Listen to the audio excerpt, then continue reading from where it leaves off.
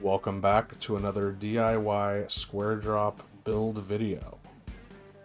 In this episode, I will do the cross supports, the side supports, insulation, and a little oopsie at the end.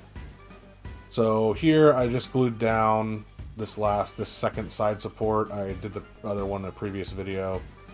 Clamping it down, getting all the heavy stuff on it to try and keep it as flat as possible for that glue.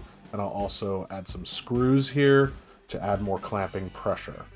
I did remove these screws after everything was dry. Just because I don't need screws down there with the floor and the walls are going to be sitting on it. It's going to be plenty strong since it's going to be load bearing.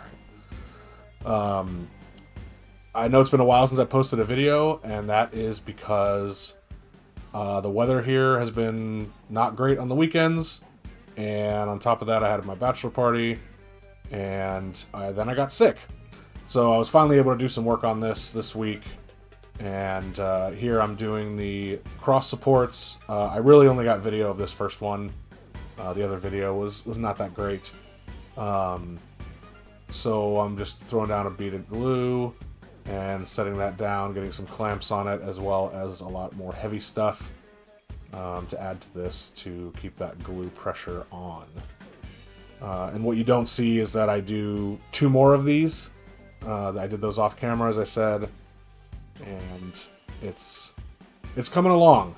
I was definitely hoping to have walls by now at this point, but life happens, things get in the way.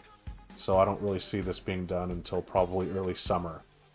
But I will definitely be working on this a lot more, especially after the wedding next month. I appreciate everyone liking and subscribing. This channel is definitely going to grow, hopefully, as this build progresses. I don't have any dreams of having thousands of YouTube subscribers by any means, but I love seeing your guys' feedback in the comments, so by all means, give me criticism, praise, whatever you want to do. I'm brand new at all of this, so I don't have the skills to do this, but I'm doing it anyway because I have a lot of confidence due to the forums that I'm a part of, with people encouraging each other and helping everybody out with their issues. So here I'm cutting out some insulation. I did not plan this, but the one piece that I just cut actually fits the two voids perfectly. So here I'm cutting this one down to size, and I figured this was just going to be a piece that'd have to go somewhere, or I'd have to stick this in with another piece. But after I made this first cut, that second piece actually fit in the next cross member void perfectly. As you can see, these kids are playing around on my little stool, my garage stool. This is my fiance's daughter. So yeah, second piece insulation going in. And surprise, surprise, it fit perfectly and was very snug. And here's a photo I took of it because I did not get really great video of it. So this piece of plywood is going in the rear section for the galley support. And this is for a couple reasons underneath the galley. So this will extend slightly into the cabin underneath, and that is so that the bulkhead has something strong to screw into. In the bulkhead that's going to go in between the galley and the cabin as like a wall, and then there'll also be vertical separators in the galley, and those will screw down into this piece of plywood as well.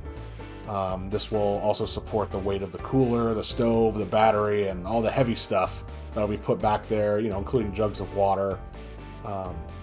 So I measured out everything, and these two pieces of the side supports, they are slightly warped, or I should say bowed, and so it was not like a perfect cut that I had to make, it was not a perfect 90-degree cut that I needed to make to square all this up, because there was a slight bowing in those pieces, so I had to kind of go through and stitch it together, if you will.